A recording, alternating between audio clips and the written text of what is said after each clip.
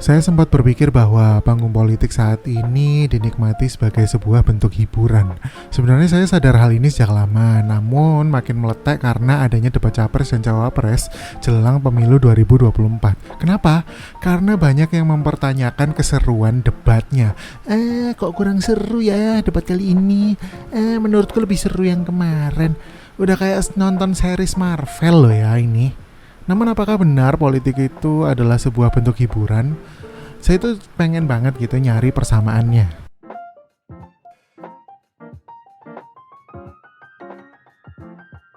Nah, saya itu ingin straight to the point aja. Saya itu ingin mencari kesamaan antara politik dan stand up comedy. Karena saya nggak terlalu tahu nih soal politik. Tapi saya punya banyak pengetahuan soal stand up comedy. Saya itu nulis di media stand up comedy dan juga nulis buku tentang sejarah stand up comedy. Dan PR saya sekarang adalah mencari tahu mengapa politik itu dekat sekali dengan komedi. Ada beberapa contohnya, banyak bahkan. Pendekatan lucu yang dilakukan Jokowi dan banyak politisi lain sejak 5 tahun terakhir. Fahri Hamzah pernah stand up comedy, hingga salah satu cawapres yang nampak seperti perform ketika debat memperlihatkan kalau komedi adalah komoditi juga di politik gitu, yang kebetulan banyak persamaannya. Jika bicara persamaan politik sama komedi, terutama stand up comedy ya, kesamaan utama keduanya itu sama-sama butuh bicara.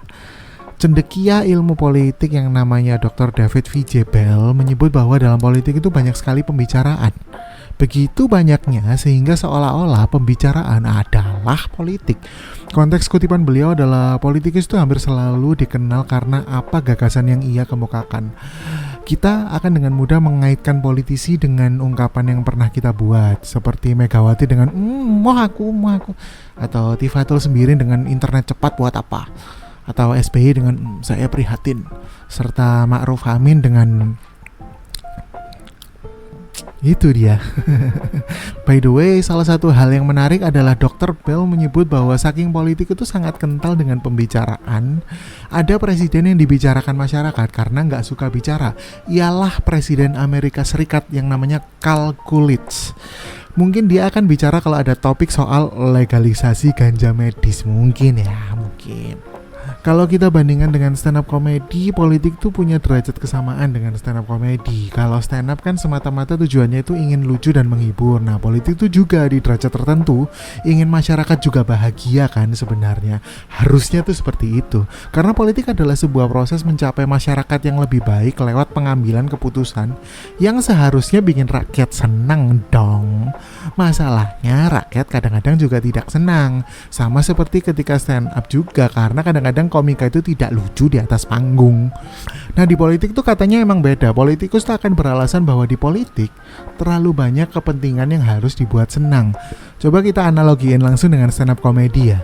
Jadi biasanya ada seorang komika yang bisa membuat orang tertawa dengan materi tentang pacarnya yang rempong. Tapi apakah pacarnya tertawa? Belum tentu dong. Bahkan kalau si pacar ini punya kepentingan yang besar di hidup si komika, ia bisa melarang si komika membawakan materi tentang dia.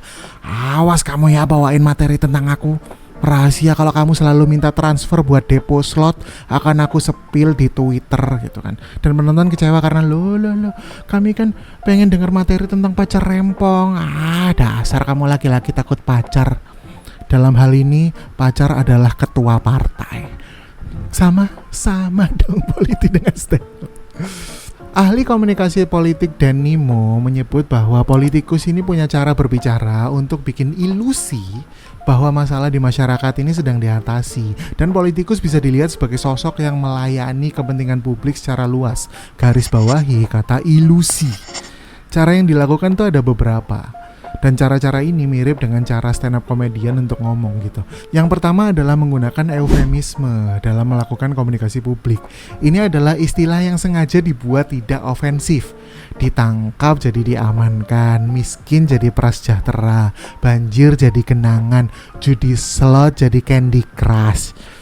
Namun kritik saya terhadap eufemisme adalah bahwa komunikator itu merendahkan intelijensi komunikannya, dalam hal ini masyarakat, dalam mempersepsikan sesuatu. Ya kami tahu dong kalau banjir itu ya banjir, bukan genangan. Genangan itu kalau misal ada salah satu dari Ten Brothers yang bermulut besar, tahu nggak?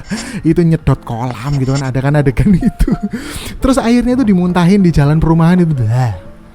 Itu namanya baru genangan. Kalau dimuntahinya di coffee shop jadinya kopi genangan. Wow. Akhirnya apa? Masyarakat tidak happy. Beda dengan komika. Untuk menambah efek dramatis dalam sebuah joke, justru menggunakan majas hiperbola sehingga jadi lucu dan penonton happy. Sayangnya penggunaan hiperbola itu tak cocok untuk digunakan politisi Indonesia. Diksi seperti saya akan potong leher gitu, saya akan gantung diri di Monas gitu, itu nggak cocok dilontarkan politisi Indonesia gitu. Bukan karena Indonesia menjunjung tinggi budaya timur dan sopan santun, tapi karena pernyataan seperti itu hadir karena mereka begitu insecure tidak dipercaya oleh rakyat, padahal mereka memang tidak layak dipercayai. Yang menarik, politisi juga sering melontarkan majas metafora, sama seperti komika. Yang paling rame beberapa waktu yang lalu adalah frase soal berburu di kebun binatang untuk menggambarkan kebijakan pemerintah yang terlalu fokus intensifikasi pajak atau mengejar wajib pajak yang udah ada di dalam sistem.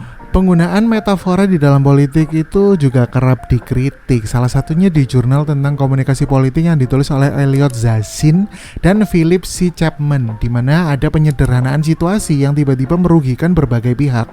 Di Amerika Serikat, istilah war on drugs sangat berat di war-nya, seakan-akan narkoba itu benar-benar diperangi dengan cara angkat senjata.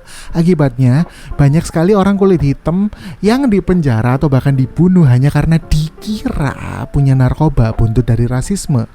Uniknya di Indonesia, war on drugs itu jadi materi baliho sebuah instansi, dan ada instansi lainnya yang bikin lagu yang rilis di TikTok, war on drugs. Nggak tahu lah ya lagunya gimana. Mereka ini berperang melawan narkoba, tapi yang jualan narkobanya itu sebenarnya siapa sih? Nggak tahu, saya kan anak introvert ya. Aduh, tapi kayaknya udah ada yang ditangkap deh. Aduh, kayak narkobanya disimpan di rumah bagaimana gitu, itu nggak tahu. Saya anak introvert, jarang baca berita guys. Yaudah, kembali aja ya soal kebun binatang yang tadi. Mungkin istilah berburu kebun binatang ini bisa bermasalah kalau kebun binatangnya itu mau diperluas, seperti apa yang dikatakan Gibran di debat cawapres beberapa waktu yang lalu. Dan pemerintah mau mencari binatang baru, sehingga relasi pemerintah dan masyarakat dalam konteks pajak adalah pemilik kebun binatang dan binatangnya gitu. Saya nggak yakin semua orang itu nyaman gitu kan dianalogikan sebagai binatang. Bahkan binatang tidak mau loh ada di kebun binatang. Ada banyak banget film Madagaskar. Madagaskar pertama, Madagaskar Escape to Africa, Madagaskar 3 Europe's Most Wanted, Penguins of Madagascar. Semuanya adalah film yang disukai penonton karena premisnya adalah binatang yang gak mau dikurung di kebun binatang.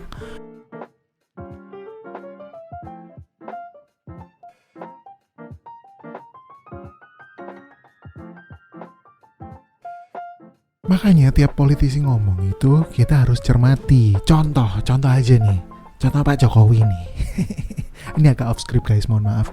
Pak Jokowi kemarin kan ngomong kalau presiden dan menteri itu boleh kampanye kok, jangan ditarik kemana-mana. Ada ngomongannya, dia sampai ngeprint papan segala macam. Ada tulisan cuti tapi dia abaikan, dia bahas cuma sepersekian detik. Itu apa tuh maksudnya tuh? Emang kayak kita gak bisa baca gitu tulisan cuti ya kan? Kita tidak paham itu artinya cuti apa. Dan maksudnya kita tidak bisa menangkap gitu perangai Anda itu sedang mengendorse atau mendukung politik siapa. Sampai kehabisan kata-kata saya tuh ya kalau ngelihat kelakuan seperti itu tahu nggak, rasanya itu kayak lagi nonton stand up comedy ya kan, lihat komika itu lagi nggak lucu, dia lagi kayak ngebom gitu, terus penonton diem aja, terus penontonnya ditunjuk kayak kalian kok nggak ketawa sih, goblok ya kalian ya, idiot ya kalian. Rasanya itu kayak gitu sumpah. Terus pasti ada satu orang yang bilang kayak, siapa sih yang ngebiarin dia naik panggung, nggak lucu kok boleh naik panggung gitu rasanya. Sumpah guys, mari kita sedikit back to script ya. Jadi sebagai rakyat kita itu harus bisa menganalisis soal apa yang menurut kita jadi intensi kenapa politikus itu ngomong sesuatu. Kayak Pak Jokowi tadi gitu, kita bisa harus bisa off script lagi nih. Kita harus bisa tahu gitu menganalisis apa ya yang jadi artinya nih. Kalau nggak tahu kita tanya orang, kita nonton YouTube segala macam, kita harus tahu gitu. Dan kesan apa yang ingin diasumsikan ketika dia ngomong itu. Dia tuh kayak, aduh, maksudnya Pak Jokowi ini kemarin apa ya kesannya yang mau dianggap, maksudnya ini kesannya berarti boleh gitu politisi kampanye bagaimana ya, berasa aneh itu. Dan yang penting apa sih yang kamu rasain gitu, yang kamu rasain itu apa? Kesel, happy, marah? Soalnya sudah diklaim gitu kan, politik itu politik riang gembira gitu katanya ya kan, berarti politik tuh harus happy. Dan rakyat berhak happy menurut saya, karena seperti yang saya bahas dari atas sampai bawah tadi, politik sama stand up comedy itu sama, harusnya happy kita. Masa kita sedih sih sebagai rakyat? Kita harus happy dong. Kalau kita sebagai rakyat kita kesel, ya mending kita nonton stand up comedy aja.